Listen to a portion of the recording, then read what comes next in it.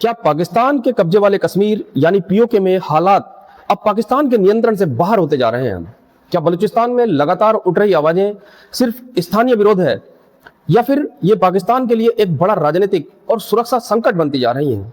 और सबसे बड़ा सवाल, अगर पीओके और बलूचिस्तान दोनों एक जगह एक साथ विरोध तेज होता है तो इसका असर सिर्फ पाकिस्तान तक सीमित रहेगा या पूरे एशिया की राजनीति बदल सकती है? हाल ही के दिनों में पीओके और बलूचिस्तान से आई तस्वीरों और रिपोर्टों ने कई नए सवाल खड़े कर दिए हैं। कई लोग महंगाई, बिजली और प्रशासन के खिलाफ सड़कों पर हैं, तो कहीं राजनीतिक अधिकारों, सुरक्षा और प्रतिनिधित्व को लेकर प्रदर्शन हो रहे हैं। लेकिन इन सभी घटनाओं के पीछे की पूरी कहानी क्या है, मैं इस वीडियो में आपको बताता हूं। नमस्कार, मैं राहुल कुमार शर्मा, और इस वीडियो में हम बिना किसी प्रचार और पक्षपात के समझेंगे कि पीओके और बलूचिस्तान में आखिर हो क्या रहा है, इन विरोध प्रदर्शनों की शुरुआत कैसे हुई, पाकिस्तान सरकार क्या कह रही है, प्रदर्शनकारियों का पक्ष क्या है, विशेषज्ञ इन घटनाओं को किस नजर से देखते हैं, और आने वाले समय में इसका असर भारत, पाकिस्तान और पूरे क्षेत्र पर क्या पड़ सकता है। इसलिए वीडियो को अंत तक जरूर देखिए, क्योंकि आखिर में हम उस सवाल पर भी बात करेंगे जो इस समय सबसे ज्यादा चर्चा में है। सबसे पहले पाकिस्तान को समझते हैं। पाकिस्तान में पीओके को समझना है तो पीओके यानी पाकिस्तान अधिकृत कश्मीर, यह वह क्षेत्र है जिस पर भारत और पाकिस्तान दोनों अपना दावा करते हैं। भारत इसे अपने केंद्र शासित प्रदेश जम्मू कश्मीर का हिस्सा मानता है, जबकि पाकिस्तान प्रशासन अलग व्यवस्था के तहत इसको चलाता है। इसी कारण यहां होने वाली हर राजनीति और सामाजिक घटना राष्ट्रीय स्तर पर भी ध्यान आकर्षित करती है। अब आते हैं बलूचिस्तान पर।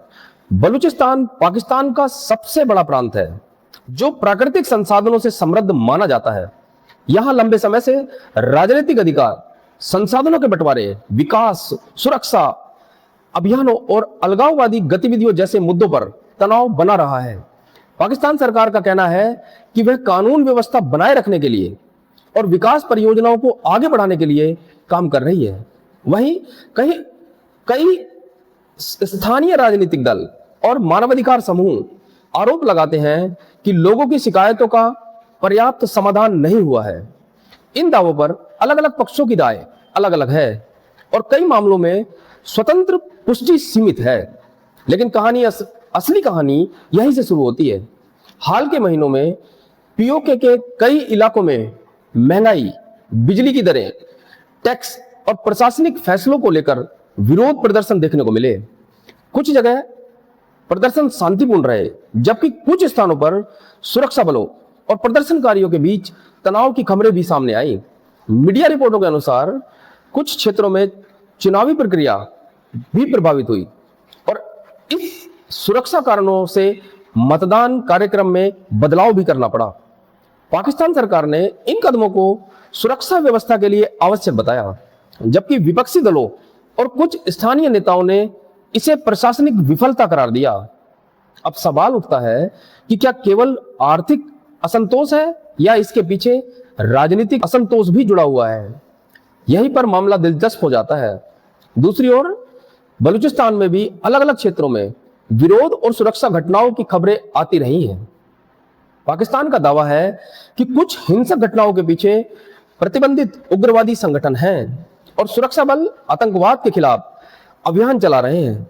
वहीं कई मानवाधिकार संगठनों और स्थानीय कार्यकर्ताओं का कहना है कि आम नागरिकों की शिकायतें, लापता लोगों के मामले और राजनीतिक अधिकारों पर भी गंभीर चर्चा की आवश्यकता है। इन सभी दावों की हर मामले में स्वतंत्र पुष्टि उपलब्ध नहीं है, इसलिए तथ्यों और आरोपों के बीच अंतर समझना बेहद जरूरी है। अब जरा इस तथ्य पर ध्यान दीजिए, जब किसी देश के दो अलग अलग संवेदनशील क्षेत्रों से एक ही समय में विरोध और असंतोष की खबरें आने लगती हैं, तो उसका असर केवल स्थानीय राजनीति तक सीमित नहीं रहता। निवेश, सुरक्षा, विदेश नीति और अंतरराष्ट्रीय छवि पर भी उसका प्रभाव पड़ सकता है। और यही कारण है कि पीओके और बलूचिस्तान की घटनाओं पर दुनिया की नजर बनी हुई है। लेकिन क्या यह विरोध आगे और बढ़ेगा? क्या पाकिस्तान सरकार स्थिति को नियंत्रित कर पाएगी? और इन घटनाओं का भारत सहित पूरे क्षेत्र पर क्या असर पड़ सकता है? इन सभी सवालों का विश्लेषण हम अगले भाग में करेंगे, जहां हम हर पक्ष के दावे, उपलब्ध साक्ष्यों और संभावित प्रभावों को विस्तार से समझेंगे। अब आते हैं सबसे महत्वपूर्ण हिस्से पर। आखिर इन विरोध प्रदर्शनों के पीछे वजह क्या है? सबसे पहले पीओके की बात करते हैं। हाल के दिनों में वहां कई स्थानों पर लोगों ने महंगाई, बिजली, टैक्स दरें और प्रशासनिक फैसलों के खिलाफ प्रदर्शन किए। बाद में यह केवल आर्थिक मुद्दों तक सीमित नहीं रहा। कुछ संगठनों ने चुनावी प्रक्रिया, प्रशासनिक पारदर्शिता और स्थानीय अधिकारों से जुड़े सवाल भी उठाए। कई क्षेत्रों में सुरक्षा व्यवस्था कड़ी की गई और कुछ स्थानों पर चुनाव प्रक्रिया भी प्रभावित हुई। पाकिस्तान सरकार का कहना है कि सुरक्षा कारणों से अतिरिक्त कदम उठाना जरूरी था और चुनाव संवैधानिक प्रक्रिया के अनुसार कराए जा रहे थे। वहीं प्रदर्शनकारी संगठनों का आरोप है कि उनकी मांगों को पर्याप्त महत्व नहीं दिया गया और प्रशासन ने बल प्रयोग किया। हाल ही की मीडिया रिपोर्टों के अनुसार कुछ इलाकों में प्रदर्शन और सुरक्षा बलों के बीच हिंसक झड़पें भी हुई तथा चुनावी माहौल तनावपूर्ण रहा। लेकिन अब सवाल उठता है कि इससे सबसे ज्यादा फायदा किसे और नुकसान किसे हो सकता है? यदि असंतोष लंबा चलता है तो सबसे पहले नुकसान स्थानीय नागरिकों को होता है। व्यापार प्रभावित होता है, स्कूल और सरकारी सेवाएं बाधित होती हैं, निवेशकों का भरोसा कम हो जाता है। दूसरी ओर विपक्षी दल ऐसे मुद्दे को सरकार की नीतियों पर सवाल उठाने के लिए इस्तेमाल कर सकते हैं। हालांकि यह राजनीतिक विश्लेषण है, कोई स्थापित तथ्य नहीं है। अब बलूचिस्तान की तरफ चलते हैं। यहां स्थिति और अधिक जटिल है क्योंकि यहां केवल राजनीतिक विरोध ही नहीं बल्कि सुरक्षा चुनौतियां भी लंबे समय से मौजूद हैं।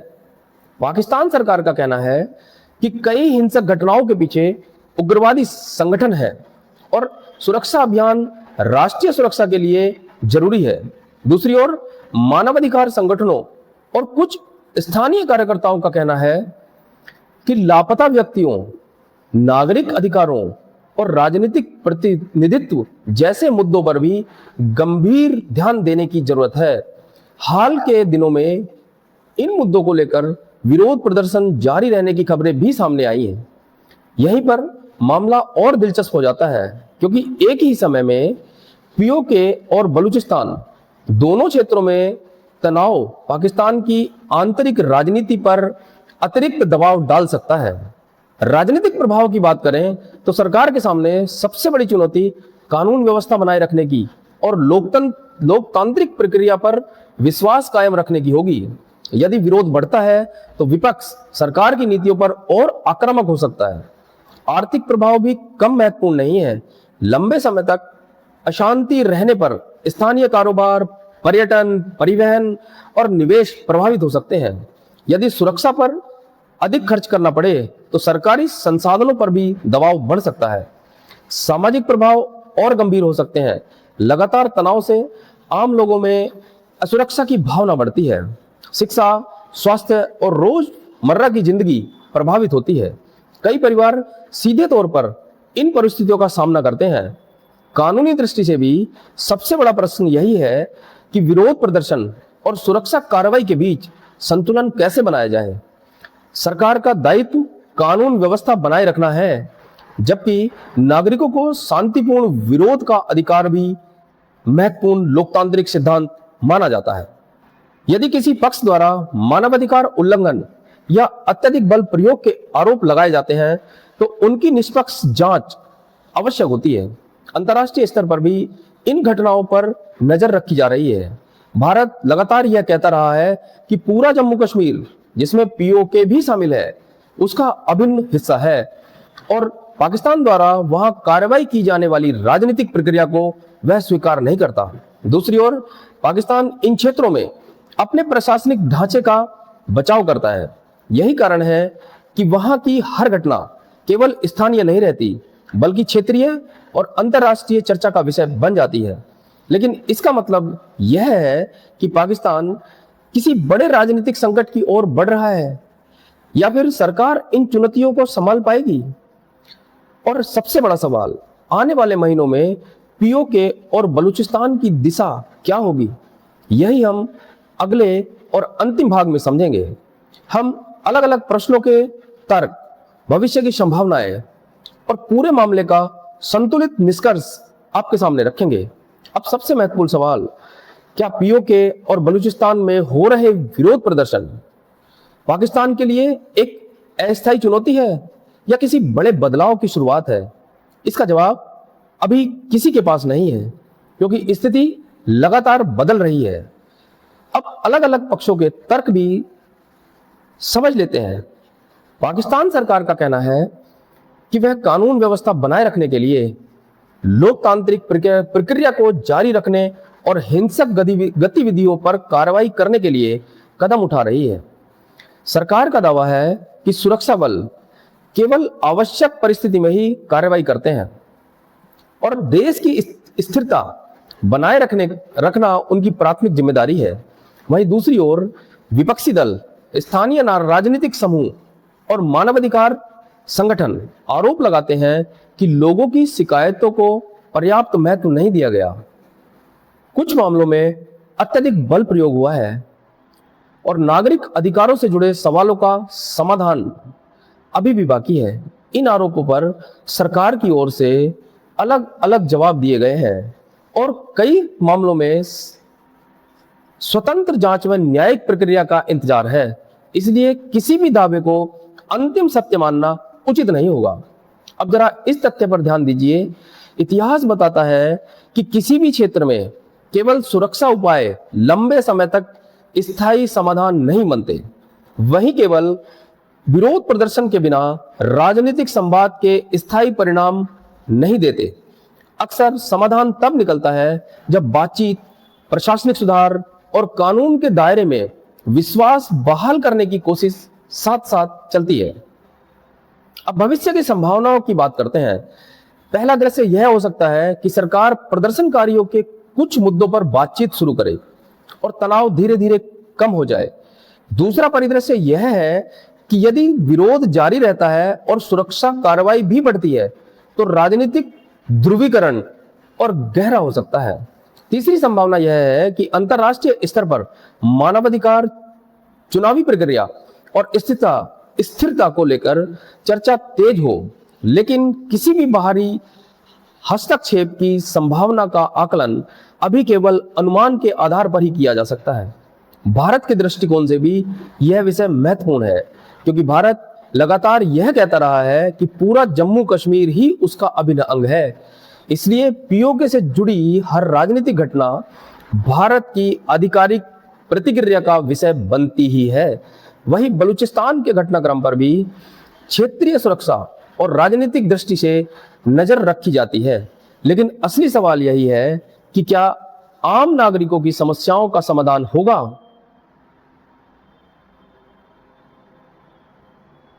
क्या राजनीतिक संवाद बढ़ेगा? और क्या आने वाले महीनों में हालात शांत होंगे या और जटिल होंगे? इन सवालों का जवाब समय देगा। फिलहाल उपलब्ध तथ्यों के आधार पर इतना कहा जा सकता है कि पीओके और बलूचिस्तान दोनों ही पाकिस्तान के लिए संवेदनशील क्षेत्र बने हुए हैं। यहाँ होने वाली हर घटना केवल स्थानीय नहीं रहती, बल्कि उसका असर राष्ट्रीय दृष्टि, राजनीतिक सुरक्षा और अर्थव्यवस्था तथा अंतरराष्ट्रीय संबंधों तक पहुंच सकता है। इसलिए किसी भी viral video, social media post या अपुष्ट दावे पर भरोसा करने से पहले आधिकारिक बयान, विश्वसनीय समाचार स्रोत और स्वतंत्र रिपोर्टों को देखना जरूरी है। यही एक जिम्मेदार नागरिक और जागरूक दर्शक की पहचान है। अब मैं आपसे 3 सवाल पूछना चाहता हूं। पहला, क्या आपको लगता है कि इन विरोध प्रदर्शनों का मुख्य कारण आर्थिक समस्याएं हैं या राजनीतिक असंतोष? दूसरा, क्या पाकिस्तान सरकार बातचीत से समाधान निकाल पाएगी या सुरक्षा नीति ही आगे भी जारी रहेगी? और तीसरा, क्या इन घटनाओं को दक्षिण एशिया की राजनीति पर दीर्घकालिक असर पड़ेगा? अपनी राय कमेंट में जरूर बताएं। अगर आपको यह तथ्य आधारित विश्लेषण पसंद आया हो तो मेरे वीडियो को लाइक करें और चैनल को सब्सक्राइब करें और ऐसे ही तथ्य आधारित किए गए न्यूज़ एनालिसिस के लिए मेरे साथ जुड़िए। मिलते हैं अगली वीडियो में। नमस्कार।